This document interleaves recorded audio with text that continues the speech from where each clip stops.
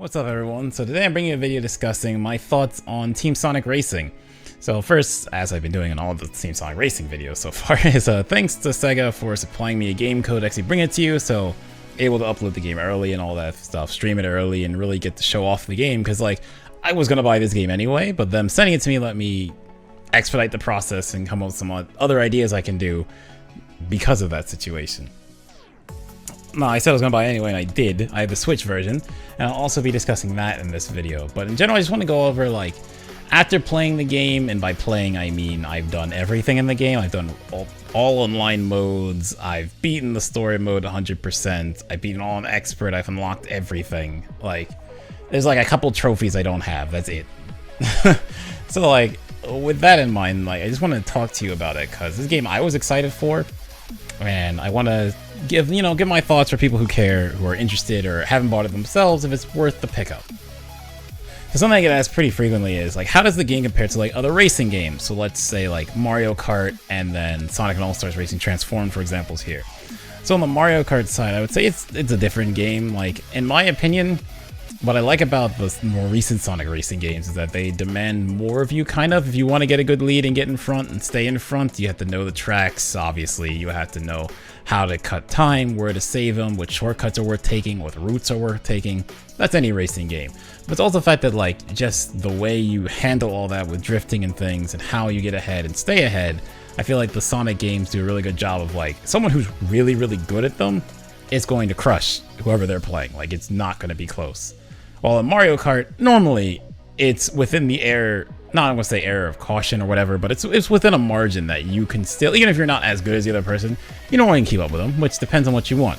So I definitely got online, like, I mean, I played the game before most people, but even now, when I go online, so I took a break from it to let people catch up, most people I play, I just beat them. Like, it's not even close. Like, the CPUs are behind me, and they're like 8 seconds behind me, and the next player is sometimes like 20 seconds behind me. Like, it's not that close, but there's factors to that, but we'll get to those. Now, how it compares to, like, Sonic All-Stars Racing Transformed is I feel like that game, or this game compared to that game, is the items play more of a role. If you like the core, so you like how Transform plays, the drifting and all that, except minus planes and boats, which, good riddance in my opinion. If you just like the racing part of that, this game is a much more well fleshed out version of that, in my opinion. Physics are better, you don't touch a car and get flown off the course. There are still some rather odd glitches every now and then, though. That is, why is there a quake? Oh, it's King of the Hill.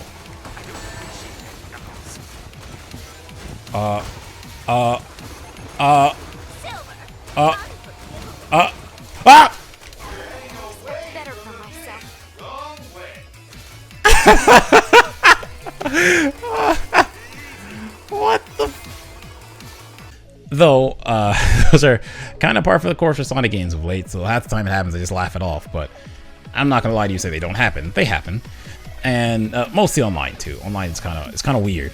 But I was gonna say the big, like, thing that sets this one apart from that, and a little of a detraction in my opinion, as someone who liked Sonic All-Stars Racing Transformed, the items in this game are way more, like, they play a much bigger role. I'll say more substantial. There are a lot more of them, so they're more diverse, which is interesting, but they play a bigger role, because, like, I think the biggest offender is lightning. So lightning in Mario Kart hits everyone. No warning, instantly lightning. Then you get shrunk. In this game, lightning has, like, a warning before it strikes, and you, like, flash, and then lightning strikes. So it's like, okay, you know, there's a little warning, maybe you can play around it. You're gonna have to, by the way. There's a little warning, maybe you can play around it. But the thing is, if you can't, you just get hit. And, like, maybe it's like, oh, it's just lightning, you know? Maybe it's not a big deal. A couple people get lightning. So the kicker in this game is when you get hit by any item, you get stopped. Like, it's not like you get slowed down. Like in Transformed, you got slowed down. In this game, you are stopped. Now, they do that because in team racing, your teammates can boost to the side of you and skim boost you. No, not boost, sorry. They can drive to the side of you and skim boost you and get you back going immediately. If you're not doing team racing, which I like the team aspect, but a lot of times when I'm playing alone, I just race because it's just fun to me. That doesn't happen. You just get stopped. So hopefully that's something they can touch up later, because, like, it's really annoying. But normally the way that Transformed worked is you can dodge every item in the game that tracks. Like All-Stars, you can dodge them, but those are like the hard ones because another player shooting at you. But all the items in the game that track, you could dodge every single one of them. Can't do that in this. Like, boost escape only exists for speed characters, which it seems pretty situational until you get targeted by an eagle and you're not a speed character and that eagle doesn't do something dumb and just hit something on the track and is coming for you. You're going to get hit. If you're a speed character though, you can time a boost as it starts flashing and get rid of it. The window is kind of small, but like I've gotten used to doing it more so now, and it's like a very nice bonus of playing speed is that when you're driving, when something's going to hit you, you release a boost, you can destroy an item around you. I've hit that. I've hit rockets. Sometimes rocket is the actual situational one. Like that, if you hit a rocket with it, you got kind of lucky, unless you're really that good. But I feel like rockets bounce so much, it's kind of hard to get that timing down 100%. Eagle's way easier since it's following you. But I've gotten like boxes or cubes, sorry, and stuff like that. And then there's Quake, where Quake is just better version of Bees. Where Bees is kind of a joke. Transformed half the time. Sometimes they glitch, don't even hit you. Quake always pops up in front of you. Always spawns the same amount. The trick about Quake is when the course has like very small openings or it's a very narrow track, it spawns the same amount of Quake, so you're gonna get hit by it. You get slowed down. You know, that's what it is.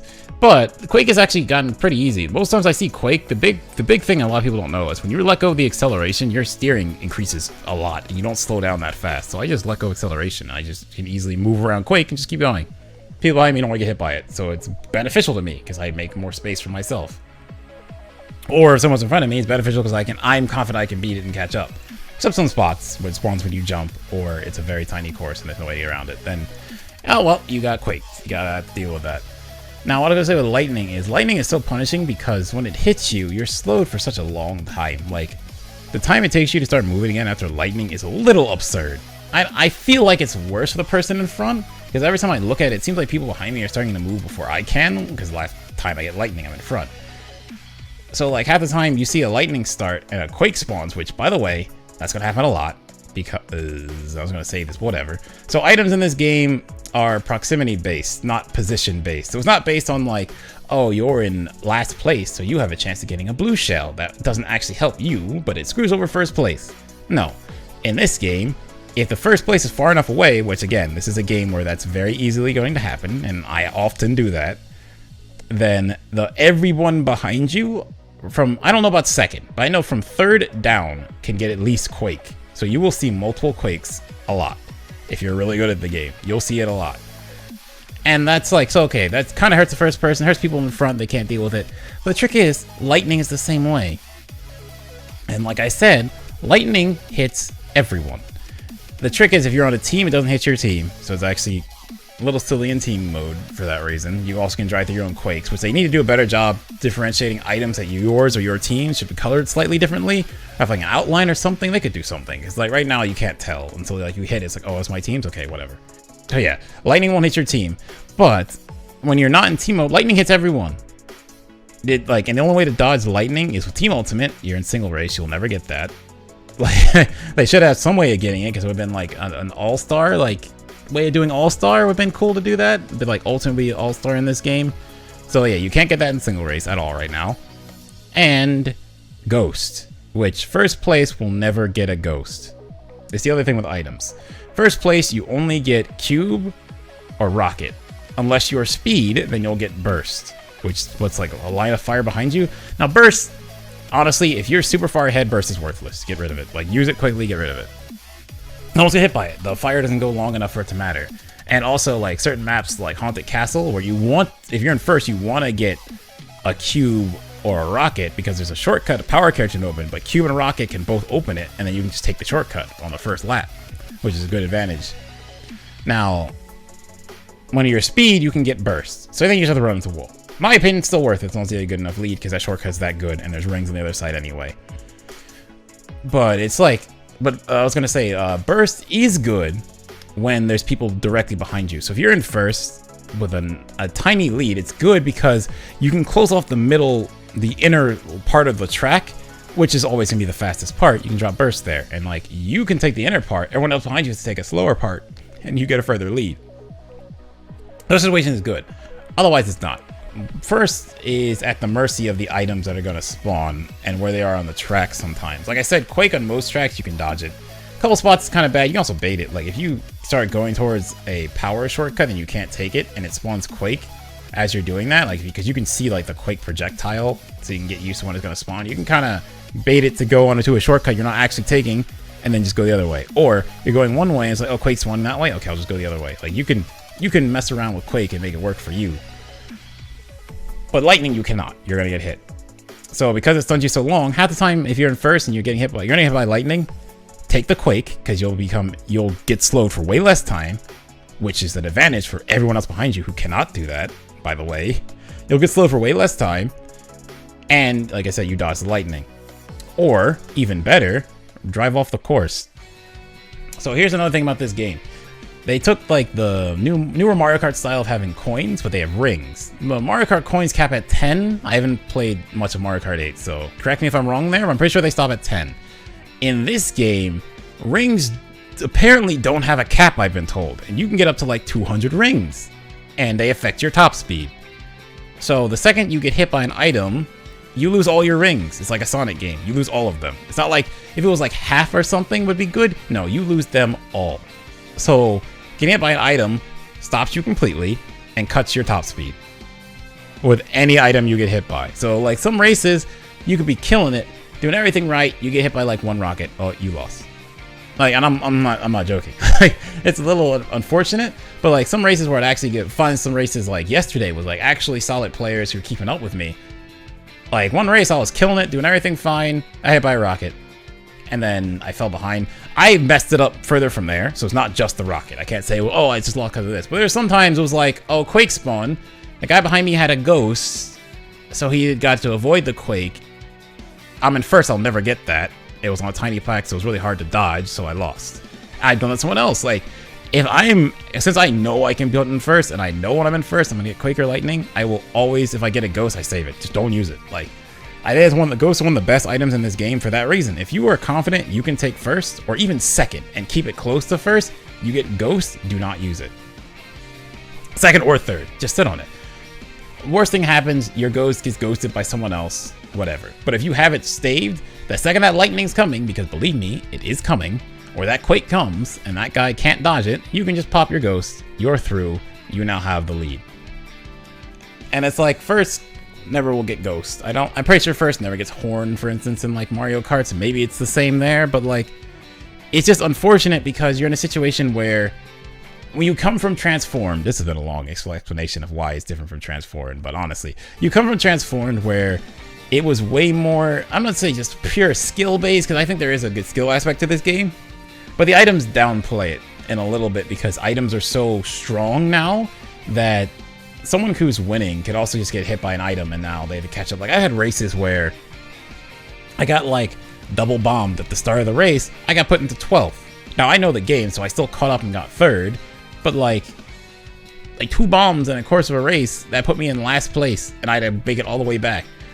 And it's just like, if that didn't happen, I probably could have just won the race. And it's just like, it's not even bomb. Like the issue is not even bomb. It's the fact that you get hit by bomb, you get stopped, you lose all your rings. And the rings are set on courses. So if someone's in front of you, they have advantage of picking up more rings. It's like, that's why I think the current ring situation is advantage for first. So here's my theoretical thing that I think can happen. Someone's in first. They get every ring on the track. You don't want to do that because you'll slow down for someone. But in first, it's very easy to have like 100 plus rings when most people are getting hit behind you, so they're not going to have that. So your top speed is just higher. So you have all these rings. Let's say you dodge no item can hit you if you're far enough ahead, except like Quake. But like I said, you can definitely dodge Quake. And let's say Lightning spawns, but it's on a part of the course. You can literally just throw yourself off the course. You don't get hit by Lightning. Going off the course doesn't cost you rings. Everyone else just got hit by Lightning and lost all their rings. What do they do? It's just like it's meant, like Lightning, in my opinion, is meant to stop the player in first, but it hits everyone. And if you're far enough ahead, like honestly, sometimes Quake is worse. If I have a big enough lead, because if I get hit by Quake and Quake goes away for the catch up, they'll catch up to me. Lightning, everybody got hit. Unless someone had a ghost and played it smart. Everybody got hit by Lightning. So I don't have to worry about that. And that's like, yeah, when it comes to like core racing, that was supposed to be a little part. That was a really long tangent. But when it comes to core racing, that's like, honestly, that's where I'm at right now with it. I think they just need to do a little more, like, balancing on items. You should get slowed down, especially in single races. You shouldn't get stopped. Because, like, here's the thing. You get hit with a consecutive item, you're slowed down. You're not stopped. That should be default, I think, in both styles. And just let teammates boost you forward. Like, I didn't like that in the E3 build either. that you got hit by an item, you just stopped. It felt really off and really weird, and it's still, now it makes items super more punishing in this game, so hopefully they address that. Besides that, like, just core racing, like I've been saying, I love it. Like, stuff like diagonal flips is still in the game, which you should learn to do because it's going to give you advantage.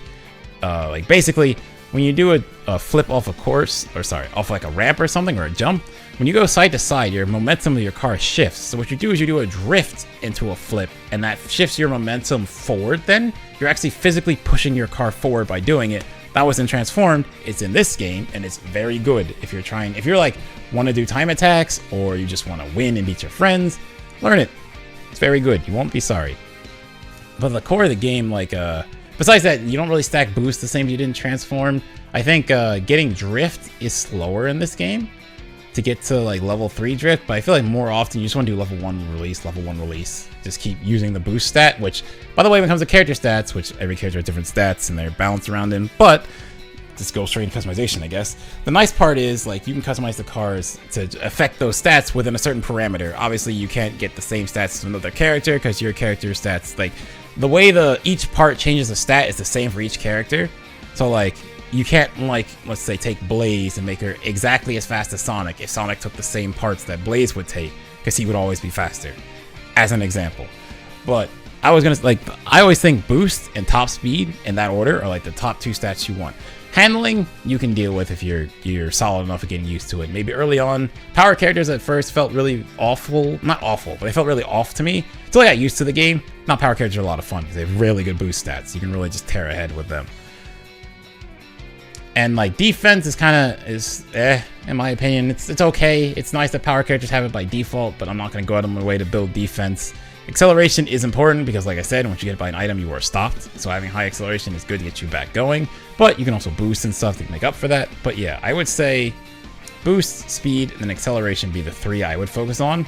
Never really build for acceleration. I build for boost first and then speed second. I think those are the biggest 2 if you're looking to like how to build racers or how to build cars or things like that when you're making customization stuff, or just make them look cool, because that's the best part, because like you get all these things that you can customize the cars, make all of them look really different, like cool and unique, do all these really cool, like I love the designs of what they added and like how they like I don't know, I'm starting to geek out a bit, but I love the amount of detail they added to the cars and how each part feels like that character, but like a little nice spin on the car. It's really cool. Like they have three parts for each section, so you have 3 for the front of your car, 3 tire sections, and 3 for the rear of your car.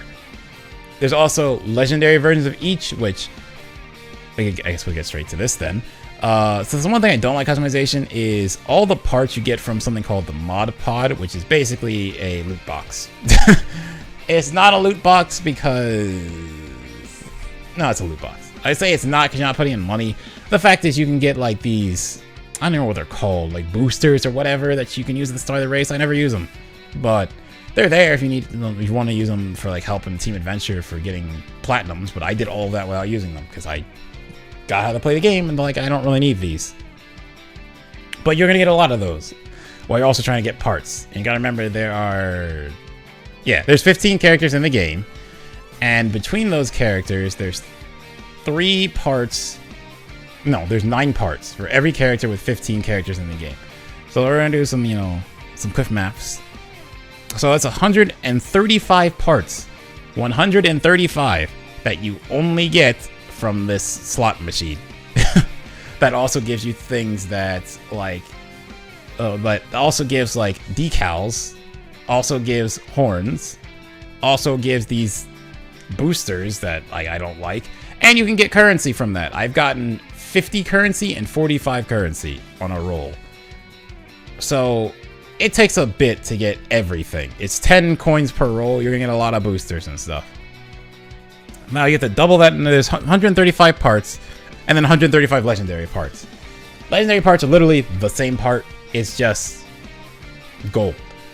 It's just so you can pull a duplicate of the same part, it becomes legendary, you never pull it again. Like, you can't get duplicates past legendary, so it makes duplicates not feel as bad. Also pads it out. Like, legendaries have been cooler if you unlock them in Team Adventure, but right now you just pull them, so it pads out how long it takes. Now, I've gotten every single part in the PS4 version. I'm not going to bother in the Switch version. I'm just going to get the parts. See, like, I want to target the parts I want to build, like Blaze's car that I like in the PS4 version, or Vector's car, or Zavok's, or Silver's, or Tails. But it's random. I have to just hope I get the parts I need, which it feels a little lazy to go with this way. I get it gives the game more time. It gives you currency that you're building to use something. I would rather you could just buy the parts you want with the currency. That'd be more efficient, and you can make a shop and have the characters talk or something. I don't know. Like the machine seems kind of lazy to me, but is what it is. It's got a nice remix of "Can You Feel the Sunshine." I'm gonna take that for what it is. But yeah, besides that, like the tracks, I love. So many of the tracks in this game are really good. Like there's a couple that like I'm not as good on because there's not many stuff you can do diagonal flips, and that's like my bread and butter right now. But like the tracks are sick. The music is sick. You got Crush 40 again. You got June. I'm terrible at his last name, so I always apologize because I don't want to butcher it. You got Hyper Potions, other artists. I don't remember everyone, but I like the fact, especially when you have songs that have June and Hyper Potions, it's a nice mix of like the newer Sonic stuff. So like they did like the Sonic Mania intros and stuff. So like that their kind of style, you're used to hearing it, tagged on with the very like classic Sonic Adventure, Sonic Adventure 2, Sonic Heroes, like guitar and bass riffs. Like it's so good. Like, and there's every song is like a remix of established songs, and they splice songs together. Like one of my favorites is like there's Hyper Potions in June, and it's like they took Reach for the Stars and just like put it with like an ice stage. I don't remember the ice theme, but it's on an ice stage, and they mixed it with an ice stage. It sounds so good. Like that remix of Rooftop Run is sick.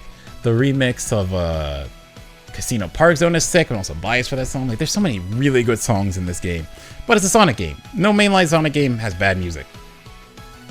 The caveat here that Sonic Boom was not a mainline Sonic game before anyone tried to hit me with the actually. But like all the mainline Sonic games had good music. Holds up here. Besides that, comparing PS4 to Switch, because I got asked like, oh, what system would you buy it on? So for me, I got sent the PS4 version. I wasn't gonna buy it. I was gonna get the Switch version, and then later the PC version when that goes on sale, because they will probably do a sale with the Sonic games as they normally do. And I'm still gonna do that. But I got sent the PS4 version. I think it's really solid.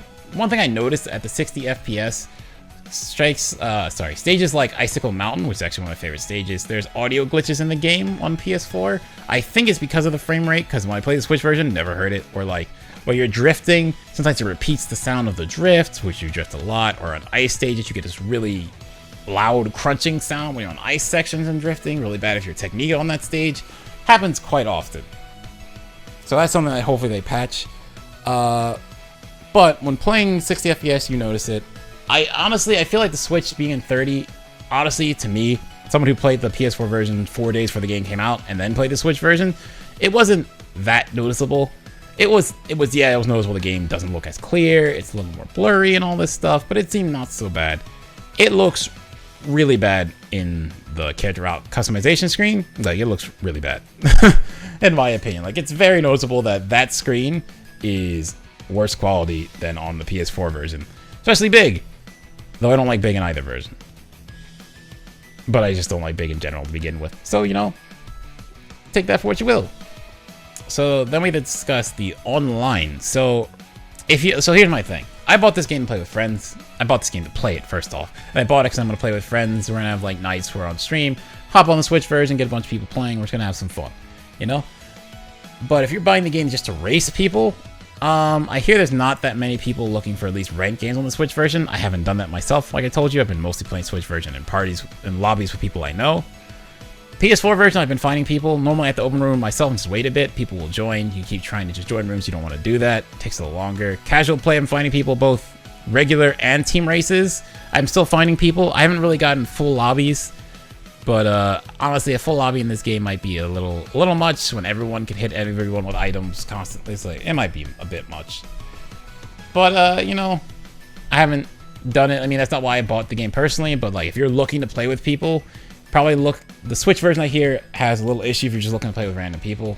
But, like, PS4 is probably fine. Xbox might have some issues because not everyone has an Xbox. But PC, I hear, is also pretty fine.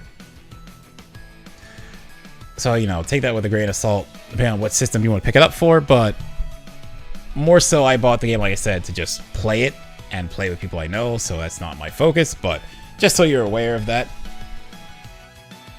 Also, something I forgot originally, but by recording the footage for this, I remembered that something very important about online is you cannot skip any of the little animation at the end of a race online, especially in team races when it's to fill up the meter for everyone. You can't skip any of that. You can't set this up before or after any track. You have to watch all of it. So it adds a lot of fluff in between races and takes up a lot of time. You still have to load after it's done, not like it's loading while that's happening. So hopefully they patch that, because it's actually really not super annoying, but it's just pretty annoying. Oh yeah, last thing. not last, I should have talked about this ages ago, but me and tangents when I'm not scripted and just trying to tell you what I think. So another way that's different from Transformed, something I've seen like Maximally, for instance, preferred Transformed because Transformed had characters he cared about. So if you care about just Sega characters, you'll probably like Transformed more. If you like the Sonic cast more, like me, that's the reason I bought Transformed, because it was a Sonic game. Sonic and All-Stars Racing, you know, not just All-Stars Racing. Like, I really like the Sonic cast, and like Blaze is playable. She hasn't been playable since like Sonic Rush Adventure, besides like probably parts of Sonic 06, but we don't talk about that game. So like, I'm just really happy to play all these characters, and like I'm telling you, if you care about Sonic, you will like this game, because like all the characters are like, they're fully voiced. Like, yeah, there's only 15 of them, but every character talks besides Metal, who doesn't talk. But every character talks. They say stuff to each other when they hit each other. They comment on the track they're on. They comment when they do flips. They comment on a bunch of stuff hitting other people. Like, there's a lot of characters shown in the game, and I love it. I love that they took the time to like make these characters really come to life, instead of just being like just skins of another. Like, this is a character, but here's a skin, so that's just slightly different, but it's, oh, who cares? But no, like, when I play Sonic, I feel like I'm playing Sonic. When I play Blaze, I feel like, okay, this is Blaze. I play other characters, I feel like, okay, this is that character. And I like that for, like, you know, a character-driven racer, the characters actually have character. Rather than just, like I said, it's not like I can just pick this character. But then if I just pick this character, who cares? Their car is slightly different, the stats are slightly different, but who cares? It's the same character. Now, I will say, they talk a lot. If you don't like it, you can turn it off. You can also set the language they talk in. I just leave it on English, leave it on normal settings, I just enjoy it. Another thing I would say is for Team Adventure mode, I enjoyed it. I thought it was good. I thought it was like, it took me about like 8 or 9 hours to beat the whole thing, which is pretty sizable. That's me playing every stage on hard, and that doesn't include when I went back and got beat everything on expert, got every key and every star. It doesn't include any of that. It's just playing through it the first time, which is all up, by the way. Actually, I enjoyed it. I honestly enjoyed it a lot. Like, I was interested to see where it goes. Now, the story's cheesy. It's a pretty run-of-the-mill Sonic story, in my opinion. So it's a little cheesy, but like I said, good interaction between characters is really cool. One with Silver and Sonic, I think, is good. Like, play it. It's worth playing. If you like Sonic, you should play it. I really hope they start putting actual cutscenes in Sonic games. Like, these are a little better than Sonic Forces, like little radar things they did that felt really lazy. And these are at least cut-ins that are like different version of cut-ins of characters. They have different animations and stuff. Not animation, but faces, expressions, and things. Like, I like seeing characters interact. So if it's like a spin-off game, I like seeing the characters in the series interact with each other, discuss things with each other, really play off each other. You get that a lot in abundance in this game. So that's what you're looking for. This game's got it. Nothing was, I think early on, oh, there's another thing. Game's not easy. I was gonna say, like, nothing's that hard, but like after playing for a while, once I got used to how it works and how I can adjust what I know from Transform for this game, like I said, I understand it. It's not that bad for me. But if you're not used to playing a Sonic racing game, this game's pretty hard. I'm not gonna lie to you and say, oh, this game's simple, easy, you'll pick it up and win it. Nah, when I started, I was getting trashed. Like, it's not easy. But over time, once you get used to it, you learn diagonal drifts, you get better at doing the courses. Definitely do time attacks, which I normally don't do time attacks. I like them a lot in this game, because I just like the racing in this game. So stuff like that will just help you get better at the game. So like, I like the game, it's simple to get into, but not difficult to master, but it'll take you a little bit to master it and get better at it, which is good. I think it's good to have a way you can build. It's not just, oh, just play the game. Here's a game, just play it. You'll be good as everyone else. Who cares? You know, it's not really that enjoyable when you're trying to do stuff. Especially when it's like a ranked mode and stuff. You want stuff to let you stand out. But yeah, no, I really like the game. So personally, I would say get the game. I enjoyed it. You know, I got sent the game, but like I said, I bought the game anyway. So like, I enjoyed it enough to do that. So I think the game's fun. It's like, nothing I ask people like, oh, but how often will you play the game? Game is gonna die in a month. But it's like, I see this as a single player game that has an online part to it. So I'll play through the single player. I'll do all that stuff to my fullest. Then later on, you know, every now and then, once every month or something, in Discord, we'll hit up a group of people and we'll just start racing as a group. Let's have some fun. That's how I treat racing games. Like, I think a lot of people nowadays with games think you have to buy this game and play it forever, which that doesn't work. So yeah, that's my overall thoughts on Team Sonic Racing. I think it's worth it. So if you're looking for my opinion on the game is worth it or not, definitely worth it. I think it's a good game for me and for what I enjoyed. Definitely think the items need a little work there. I think the core racing is great. I think they could just do a little adjustments, maybe make Lightning something different and single player, like if like regular races, I mean, like maybe make Lightning give you Team Ultimate, like an all-star. Like that would be better than current Lightning, because current Lightning is very like meant to punish everyone, but the person first has an innate advantage because Lightning and Quake spawn together all the time. So they hit the Quake, they dodge, they don't get hit by Lightning, everyone else does, or they throw this all off the course and don't lose rings when most other people get hit. And it's like, yeah, they just gotta adjust some things, but no, I think they've got a good thing here. I also think Sega has been more serious about this than past Sonic games. Like, they didn't send out review codes for Sonic Forces, but as you know, I got one for this game. So, like, they seem to be more interested. I've heard they have no plans for DLC right now, but it would be cool to see more characters and things like that. But yeah, that's it for now. Hope you guys enjoyed the video and my takes on the game. And hope to catch you in the next one.